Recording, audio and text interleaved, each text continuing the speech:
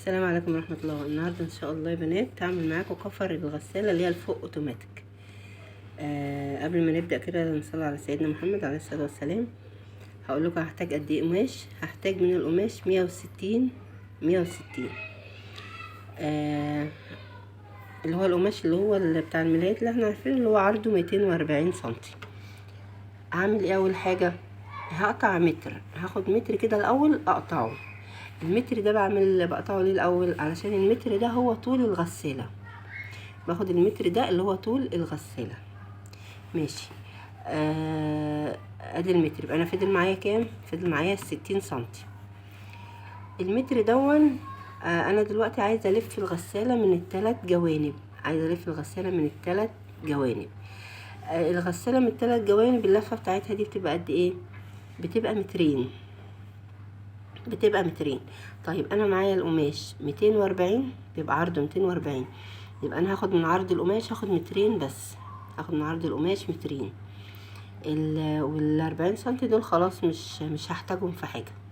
يبقى انا الاول هقص متر. المتر دون هاخد من عرض القماش مترين. يبقى انا معايا حتة متر فيه عرض مترين. خلاص كده. ده اللي هو الجسم بتاع الغسالة اللي هو هيتلف كده. ماشي. نيجي بقى للغطا اللي فوق.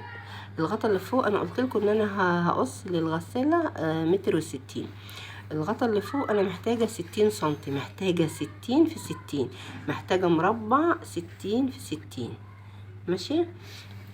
ادي رحت قطع ال60 سنتي بتوعي اهم. دول 60 سنتي.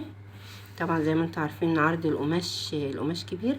فانا هعمل ايه؟ هخليها حتتين. يعني بدل ما يبقى حته واحده تبقى رقيقه كده وده الباب بيجي على الميه وكده، لا انا هخليها حتتين. يعني هتبقى ايه؟ بتبقى زي المبطنه كده. يعني الحته دي بتبقى قد ايه؟ 60 في 60 اهو. قطعتين لازقين في بعض 60 في 60. هنعملها ازاي بقى؟ طريقتها سهلة جدا جدا. طريقة تقفيلها سهلة جدا، عشان في ناس كتير بتسألني اعملها ازاي. اول حاجة هعملها لما اجي اقفل،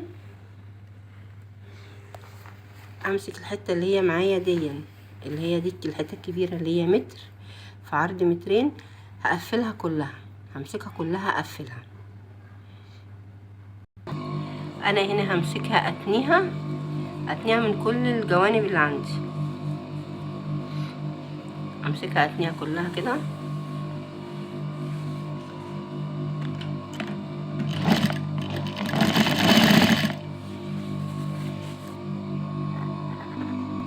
انا هنا اهو تنيت كل الجوانب بتاعتي. تنيت الاربع جوانب بتاع البادي بتاع الغسالة. وده الحتة اللي هي 60 في 60 دي قفلتها كلها. وهاجي من هنا اهي وهروح قلبها بقى.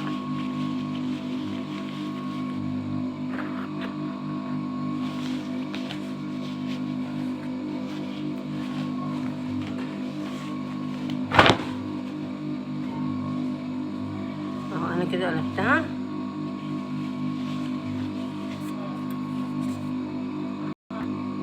اني من الحته المفتوحه اهي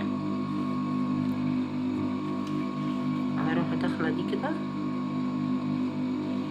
واروح قافلاها بقى. قافلاهم الاتنين على بعض كده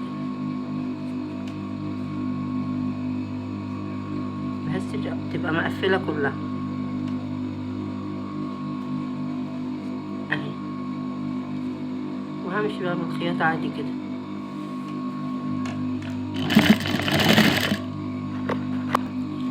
هاجي بقى لأهم حتة، وهي تركيب الجزء بتاع الباب من فوق في البادي بتاع الغسالة. انا بركبها ازاي؟ طبعا ما بخيطهمش في بعض. انا معايا سوسته اهي مترين. فانا هعمل ايه؟ انا فتحت السوسته اهي بتاعتي. فهمسك. انا فتحتها هنا اهي.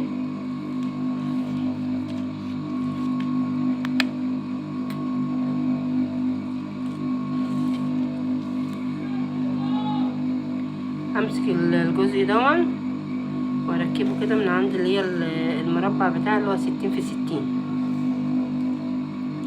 امسكه كده اخيطه.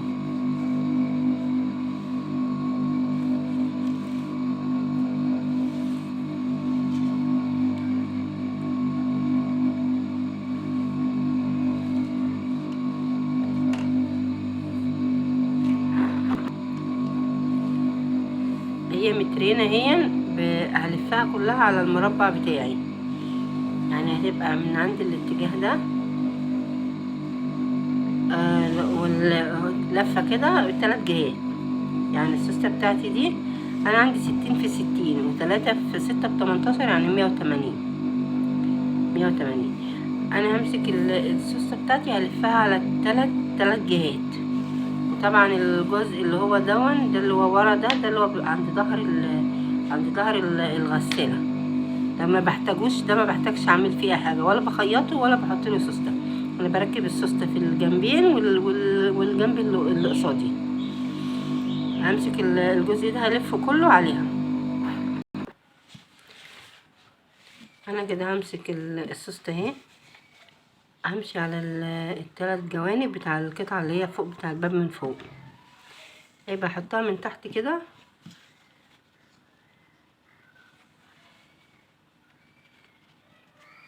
وامشي خيط كده عادي.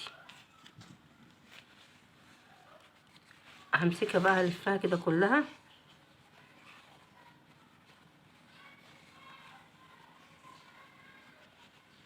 طبعا اخلي ده هو اللي بره، خلي بالي اللي هي الحته دي اللي هي اللي بره اهي، من ظهر هيبقى كده. ادي الزاويه اهي، هروح لفه كده عادي وامشي كده، امشي عليها كلها كده ايه بالخياطه التلات جوانب. طيب انا كده خلاص خلصت دي، خلصت لفيت السوستة عليها كلها على الثلاث جوانب. هعمل ايه بقى؟ هاجي للجزء ده برضو اللي هو بتاع البادي بتاع الغسالة اللي هو عرضه مترين. هعمل ايه بقى؟ احنا متفقين اني ادام انا عملت القطعة اللي فوق دي 60 في 60، يبقى دون يعني اللفة بتاعت الغسالة الثلاث جهات هيدوني 3 في 6 ب18، هيدوني 180. طيب انا زي ما قلت لكم مزوده ومخليها مترين. المترين دي عشان هيبقى فيه كده داخله كده من جنب الغساله، بحيث ايه تبقى ماسكه ظهر الغساله بشويه، 10 من هنا و10 من هنا. يعني مثلا انا هسيب اهو 10 سنتي، هتبقى دولك كده ورا كده في الظهر، هتبقى متنيه كده ورا في ظهر الغساله، هتبقى كده. طبعا احنا بنعمل من هنا بنعمل رباط، من هنا رباط ومن الناحيه التانية رباط، وبتتربط من ورا. فهو ده كده من اول هنا كده هبتدي اركب سوسته من اول هنا اهو. يعني انا هاجي من على الحرف كده بتاع المترين وهسيب قد 10 سنتي، ادي 10 سنتي اهو، وابتدي ان انا اركب السوسته بتاعتي الجزء التاني اللي هي الجزء التاني اهو كده ركبت اهو، وسايبه ال10 سنتي بتوعي دولك اللي هما هيبقوا زي ما قلنا هيبقى في الظهر. وهمسك بقى السوسته دي وهبتدي الفها. يبقى انا سايبه زي ما اتفقنا، سايبه من هنا 10 سنتي، مش حاطه فيها سوسته. السوسته بادئه من اول هنا،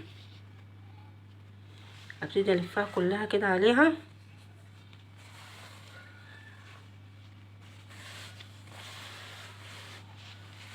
امشي كده كلها بيها خياطه لغايه ما اجي على الحرف التاني. طب الحرف التاني برضو هسيب نفس الحكايه، هسيب برضو قد 10 سنتي كده من الحرف التاني، وهركب ايه السوسته برضو سايبه 10 سنتي، برضو دي اللي هتبقى في ظهر الغساله. يبقى انا سايبه 10 سنتي من الحرف ده، 10 سنتي من الحرف التاني. طب يبقى انا كده ركبت السوسته من هنا وركبتها من هنا.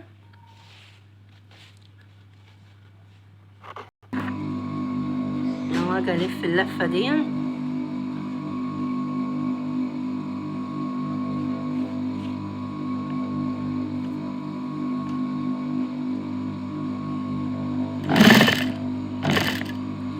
جيت عند الاخر اهو، واروح لفه السوسته عادي مفيهاش اي مشكله.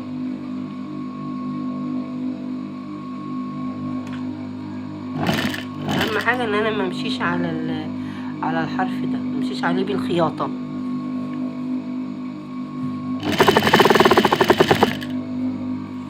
انا كده خلص الثلاث جهات بتوع السوسته، اهو ادي السوسته اهي كده اتركبت. اخلص كده الثلاث جهات كده وهوريكم هركب ازاي الجزء ده في ده.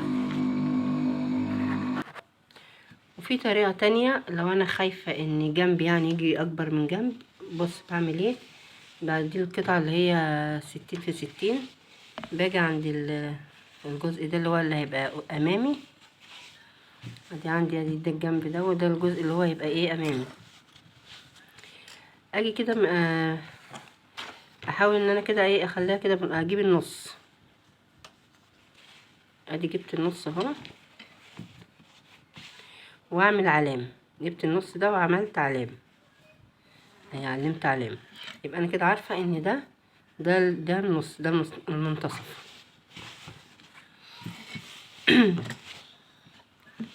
انا عارفه ده ان ايه ده النص بتاعي. اجي برضو عند القطعه اللي هي 2 متر دي، وبرضو احطهم على بعض كده. برضو احطهم على بعض واجيب النص بتاعي برضو هجيب النص كده واعمل علامه. برضو اعمل ايه بقى؟ ادي العلامه دي اهي. هروح حاطه العلامه دي قبل ما اركب سوسته وقبل اي حاجه. انا دلوقتي خايفه برضو جنبي عشان لسه اول مره مثلا اعملها. هروح اسمى دي الجزء ده اللي هو الامامي دون، اسماه اهو وعلمت علامه. ودون اللي هو المترين ده برضو قسمتها، طبقتها كده وخدت النص بالظبط وعملت علامه.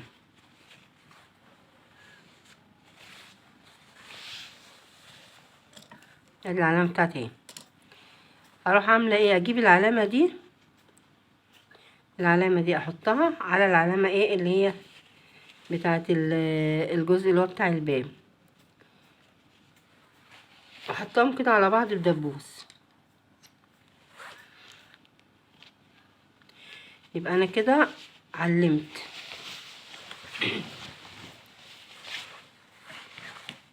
همسك بقى ايه؟ همسك ادي الجزء اهو المتبقي ده. احاول برضو ان انا اعمله كله بدبوس. ده قبل ما اعمل سوسته او اعمل اي حاجه.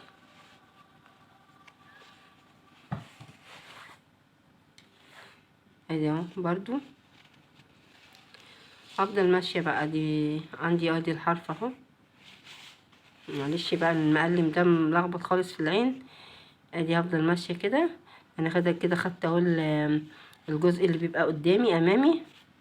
ابتدي بقى اخش على الجنب ده، ابتدي اخش على الجنب. هروح اعمل كسره صغيره كده، اخش كده ايه على الجنب. طبعا ده مش بخياطه، انا بنعلم بس بدبابيس عشان اعرف ايه اخلي الجنبين يبقوا مظبوطين. لان ده احنا مش هنخيط، ده احنا هنركب فيه في سوست. عشان دي اللي هي الفتحه اللي بيتفتح منها الغطا. هي دي اللي هتبقى الفتحه الوحيده اللي بيتفتح من الغطا. وادي اهون.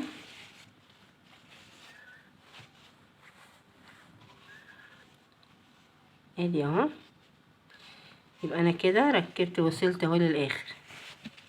وادي الجزء ده ممكن اوصل لغايه هنا بس كده واقفل كده، وخلي دون الجزئين دول هيبقوا في ظهر الغساله من الظهر. يبقى الجزئين دول من الظهر. يبقى اجي مثلا لغايه هنا واقفل.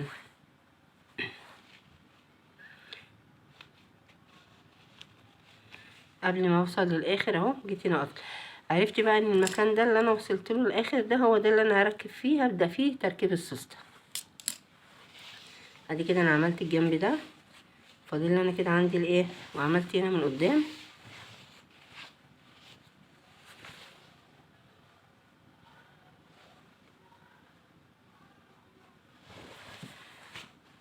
كده فاضل عندي الجنب التاني. هلف القماشه الجنب التاني.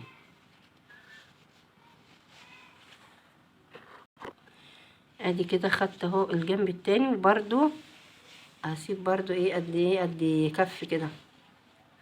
هسيب قد كف كده واحط هنا دبوس، واعرف برضو ان ده اللي انا هبتدي فيها السوسته.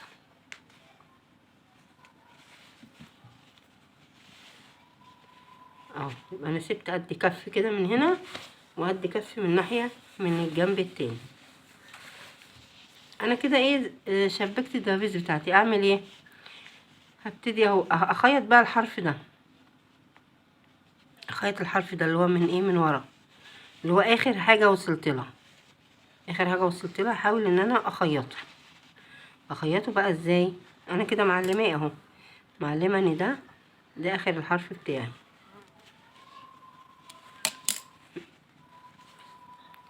اهو اروح عامله ايه بقى، اروح ان انا مخيطاه كده، اخيط الجزء ده بس. يعني انا هخيط الجزء ده بس، ده علشان خاطر واسيب الباقي كله مفتوح عشان خاطر ده اللي هيركب فيها السوسته. انا هخيط الجزء ده بتاعي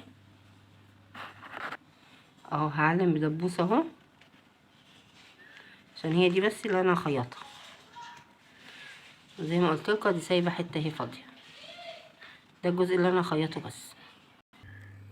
انا هنا جينا وجيت اهو من عند الجنب ده وخيطت خياطه اهي، وسبت طبعا الباقي مفتوح عشان دي اللي هنركب فيها السوسته بقى. وايه ده زي ما انتم شايفين وده كله مفتوح. وجيت من على الحرف التاني ادي جيت من على الحرف ده وخيطت من على الجنب التاني برضو، ورحت ايه مخيطه. طبعا انا كنت معلمه بالدبابيس زي ما وريتكم. دي بقى اللي انا هركب فيها السوسته، وهوريكم برضو هركبها ازاي. دي برضو دي طريقه والتانية طريقه. اهو انا هنا بعد ما خيطت الجزء ده والفتحه دي هروح بقى مركبه السوسته مدخلاها من جوه كده واخيطها من الجزء ده. بعد ما اخيطها طبعا همشي عليها بقى خياطه كلها كده، همشي عليها خياطه من هنا ومن الجنب ده كده. هلف السوسته كده من كل الجوانب كده. خلاص كده ركبت السوسته كده. هركب السوسته من الثلاث جوانب ادي ركبت. بعد ما اركبها بقى هنيجي من هنا من الحرف اللي احنا كنا سايبينه ده، الحرف دون، وهركب هنا كده حزام من هنا وحزام من ايه، من الجنب التاني على الحزام علشان خاطر الغسالة من ورا اروح ربطاها كده تبقى مربوطة كده بالحزام ده، فتبقى الغطا ماسك في الغسالة ما يقعش. اهي من عند الحرف الاخير ده اللي احنا سيبناه اللي هو ده بيبقى في ظهر الغسالة. الغسالة باخرها كده وده بيبقى في الظهر كده من ورا، وبركب له كده حزام من هنا اهو، من على الحرف كده خالص بروح مركبه له حزام من هنا ومن الناحيه التانية بس. وباجي طبعا انا كده كنت معلمه العلامه بتاعتي اللي هو النص ده بالظبط اهو، ده اللي بركب فيه الفيونكه. وخلاص كده بعد ما اركب السوسته الفها على الثلاث جوانب، انا معلمه هنا عندي النص زي ما كنت معلماه، اروح جايه بقى في النص كده بالظبط، في النص اللي انا كنت معلماه اللي هو من عند الجزء اللي بيبقى من عند الباب كده من قدامي، اكون معلمه العلامه دي واروح حاطه الفيونكه بتاعتي مركباها خالص بعد ما اخلص. وبس كده يبقى عملنا كفر الغساله. وهو طريقته سهله جدا مفيهوش اي حاجه، مجرد انك تتني كل الحروف وكل الجوانب، وبتتشبك في الاخر بالقطعه اللي فوق بالقطعه بتاع جسم الغساله، بتشبكوا بالاتنين مع بعض بالسوسته داير ما يدور. بس كده. ولو عجبك الفيديو ما تنسيش تشتركي في القناه وتفعلي الجرس، وان شاء الله استنوني برضو في فيديوهات تانية بإذن الله.